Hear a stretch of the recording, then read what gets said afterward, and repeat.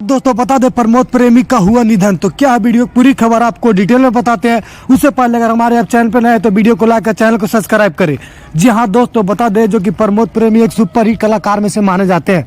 जी हाँ दोस्तों बता दें जो कि एक यूट्यूब पे जो कि सब बता रहे हैं कि प्रमोद प्रेमी का निधन हो गया है और कहीं ना कहीं ये जो कि यूट्यूब पे अफवाह फैलाया जा रहा है प्रमोद प्रेमी के प्रति। तो हम अपने चैनल पे जो भी बताएंगे ये प्रमोद प्रेमी के बारे में आपको सही न्यूज देंगे और आपको सही बताने का प्रयास करेंगे। जी हाँ दोस्तों बता दें जो कि प्रमोद प्रेमी कुछ दिन किसी कारण में जो कि लफड़ा में फंसे हुए थे, जो कि एक सॉन्ग निकाल दिए थे विवादित सॉन्ग, जो कि इसमें विवाद हो गया था और भोजपुरी में तहलका मच गया था।